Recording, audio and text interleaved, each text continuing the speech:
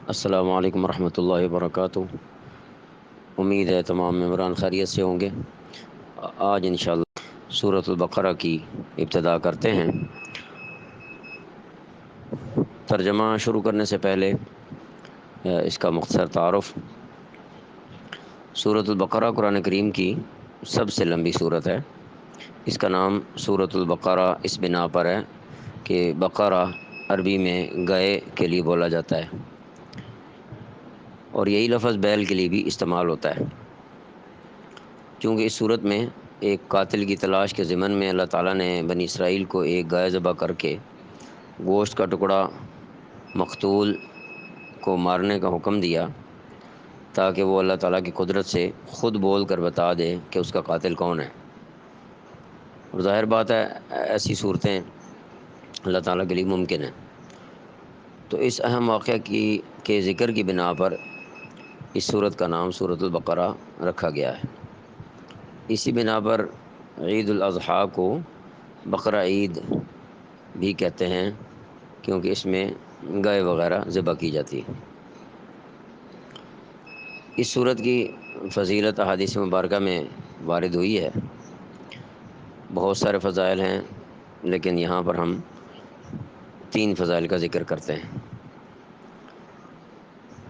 Number 1، آپ علیہ السلام کے ارشادات میں ہے لا تجعلوا بیوتکم مقابر، ترمذی شریف کی روایت ہے، اپنے گھروں کو قبروں کی طرح سنسان نہ بنا لو۔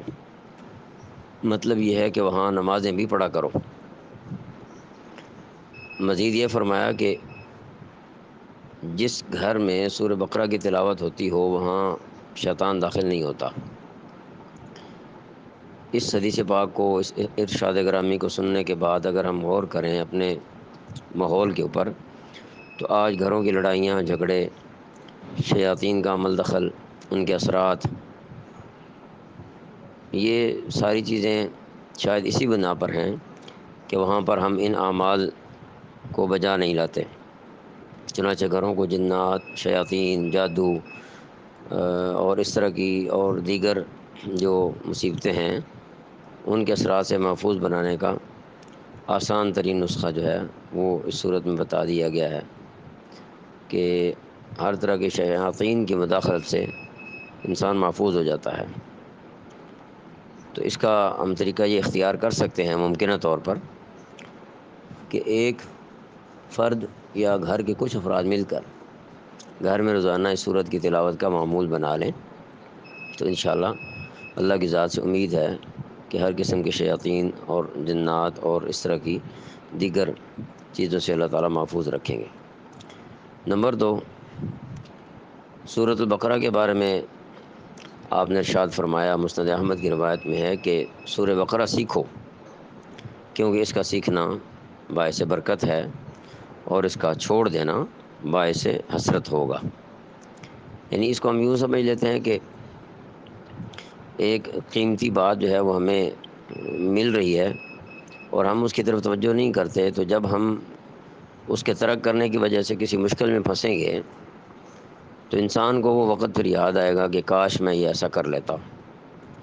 تو سورۃ البقرہ کے حوالے سے جو بات اس دوسری مسند احمد کی روایت میں بیان فرمائی گئی ہے کہ خصوصاً آپ نے فرمایا سورہ بقرہ کو سیکھو، کیونکہ اس کا سیکھنا باعث برکت ہے اور اس کا چھوڑنا باعث حسرت ہوگا، تو اس لیے ہمیں اس کا بھی اہتمام کرنا چاہیے۔ نمبر 3، اگر کوئی شخص پوری سورہ بقرہ روزانہ نہ پڑھ سکے تو اس کی آخری 2 آیات پڑھ لیا کریں، اور یہ آخری 2 آیات آمن الرسول سے شروع ہوتی ہیں۔ حدیث شریف میں آتا ہے کہ یہ 2 آیات اس کے لیے کافی ہو جائیں گی، یعنی پڑھنے والے کے لیے کافی ہو جائیں گی، اور گھر بھی شیاطین کے اثرات سے محفوظ رہے گا۔ تو اللہ کریم سے ہم دعا گو بھی ہیں کہ اللہ تعالی ہمیں جناب رسول اکرم صلی اللہ علیہ وسلم کے ان ارشادات کی روشنی میں ان باعث برکت اور باعث حفاظت اور باعث رحمت چیزوں کو اپنی زندگی کا معمول بنانے کی توفیق عطا فرما دیں۔ آج یہ تو بہت زور ہوتا ہے، فلاں نے یہ وظیفہ بتایا، فلاں نے یہ وظیفہ بتایا، اور فلاں نے اتنی بار فلاں پڑھنے کو کہا، تو میری رائے میں تو جو باتیں حضور علیہ الصلوۃ والسلام کی طرف سے منقول ہمارے تک پہنچی ہیں، جن میں حفاظت کا ذکر کیا گیا ہے، اس سے بہتر کوئی وظیفہ نہیں ہو سکتا، لہذا ہمیں ترجیحی بنیاد پر انہیں اختیار کرنا چاہیے، اور اس کے علاوہ اگر ہم کچھ اور چیزیں کسی بزرگ کی بتائی ہوئی پڑھ لیں تو اس میں کوئی کباہت نہیں ہے۔ بعض چیزیں مجربات ہوتی ہیں کہ جیسے ہم دوا دارو کرتے ہیں تو اس کے اندر بعض اوقات بندہ کہتا ہے جی کہ میں فلاں تکلیف کے لیے فلاں دوائی لی تھی اور مجھے تو اس سے آرام آ گیا تھا۔ اب آگے بعض اوقات دوسرے لوگ بھی اسی سے رہنمائی لے رہے ہوتے ہیں، بھلے کسی معالج سے مشورہ کر کے ہی ایسا کرنا چاہیے، لیکن لوگوں کو ایسے کرتے ہوئے دیکھا جاتا ہے کہ وہ اس پر اعتماد کر لیتے ہیں کہ فلاں کو فائدہ ہوا ہے تو مجھے بھی امید ہے فائدہ ہو جائے گا۔ تو اس لحاظ سے بعض مجربات ہوتے ہیں کہ کوئی چیز کسی نے، ایک آدمی نے اس کو کچھ پڑھا، اتنی تعداد میں پڑھا اور اس کو یہ فائدہ ہو گیا تو وہ آگے فائدے کے لیے منتقل ہو جاتی ہے اور وہ آگے چلتی رہتی ہے۔ البتہ سب سے بہتر بات یہ ہے کہ ہم حدیث پاک میں جو چیزیں بیان کی گئی ہیں ان چیزوں کو ہم اختیار کریں اور ان کے مطابق جو ہے وہ اپنی زندگی میں معمولات کو جاری رکھیں۔ جہاں تک سورہ بقرہ کے مضامین کا تعلق ہے تو یہ صورت مدنی صورت ہونے کی بنا پر اس صورت میں اکثر احکام شریعت بیان کیے گئے ہیں، کیونکہ مدینہ منورہ میں ایسی صورتحال پیدا ہو گئی تھی کہ وہاں پر ایک معاشرہ تشکیل پا چکا تھا، لہذا وہاں پر احکام کی ضرورت تھی، لہذا یہ اتنی طویل صورت جو ہے یہ احکام شریعت پر مبنی ہے۔ اسی طرح ہماری رہنمائی کے لیے گزشتہ زمانے کے 4 اہم واقعات اس صورت میں بھی بیان کیے گئے ہیں۔ اگر ہم ان واقعات کو صرف عنوانات کے تحت یاد رکھنا چاہیں تو ان کا ہم یہاں ذکر کیے دیتے ہیں۔ نمبر 1، بنی اسرائیل کے ایک مقتول کا واقعہ۔ نمبر 2، بادشاہ حضرت طالوت کا واقعہ۔ نمبر 3، حضرت ابراہیم علیہ السلام کا نمرود سے مناظرہ۔ نمبر 4، حضرت عزیر علیہ السلام کا ایک تباہ شدہ بستی پر گزرنے کا واقعہ۔ اب یہ واقعات تفصیل سے انشاءاللہ اپنے موقع پر آتے رہیں گے، ان سے جو سبق ملتا ہے وہ بھی انشاءاللہ اپنے موقع پر ذکر کیا جائے گا۔ اب ہم ذکر کرتے ہیں کہ سورہ فاتحہ اور سورہ بقرہ میں ربط کیا ہے۔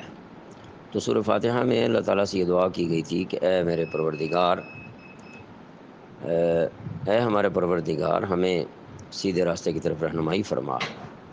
چنانچہ اس دعا کے جواب میں اللہ تعالیٰ ارشاد فرماتے ہیں کہ جس ہدایت اور رہنمائی کی تمہیں ضرورت ہے وہ ذالک الکتاب لا ریب فیہ، وہ یہ کتاب ہے جو ہدایت کا مرکز ہے اور ہدایت کا منبع ہے۔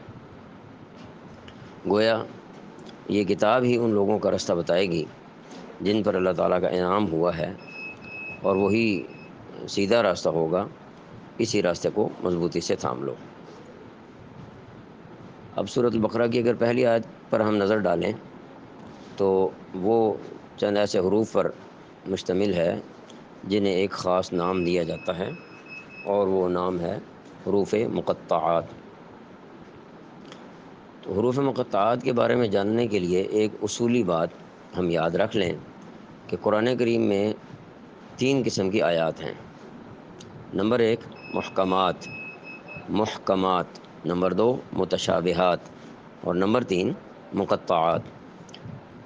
محکمات ایسی آیات ہیں جن کے الفاظ اور معانی بالکل واضح ہیں، سمجھنے میں آسان ہیں، اور قرآن پاک کی اکثر آیتیں محکمات میں شمار ہوتی ہیں۔ نمبر 2، متشابہات، ایسی آیات جن کے الفاظ اور معانی واضح تو ہیں مگر معانی واضح ہونے کے باوجود ان کی حقیقت تک پہنچنا انسان کے لیے ممکن نہیں ہے۔ مثلا آیت کریمہ ہے الرحمن علی العرش استویٰ، اس کا یہ مطلب تو معلوم ہے کہ اللہ تعالیٰ عرش پر جلوہ گر ہے، مگر جلوہ گر ہونے کی کیفیت انسانی ذہن کے بس کی بات نہیں ہے، لہذا ایسی آیات متشابہات کہلاتی ہیں۔ نمبر 3، مقطعات، یہ مفرد حروف ہیں جو قرآن پاک کی 29 صورتوں کے ابتدا میں آتے ہیں۔ سورہ بقرہ بھی انہی صورتوں میں سے ہے جن کے شروع میں مقطعات آئے ہیں، اور یہاں پر یہ الف لام میم حروف مقطعات ہیں۔ مقطعات کا مطلب یہ ہے کہ نہ ان کا معنی واضح ہے اور نہ ان کی مراد معلوم ہے، اس لیے ان کے بارے میں صرف یہی کہا جائے گا کہ ان کی مراد کو اللہ تعالیٰ ہی بہتر جانتے ہیں۔ تو یہ حروف مقطعات اللہ تعالیٰ کے کلام کا راز ہیں، ان پر کسی شرعی حکم کی بنیاد نہیں ہے، اس لیے ان کی جستجو میں پڑھنے کی ضرورت بھی نہیں ہے۔ آئندہ انشاءاللہ اگلی آیت نمبر 2 سے آئندہ کلپ میں ہم انشاءاللہ اپنی بات کو شروع کریں گے۔ اللہ تعالیٰ ہمیں عمل کی توفیق عطا فرمائے۔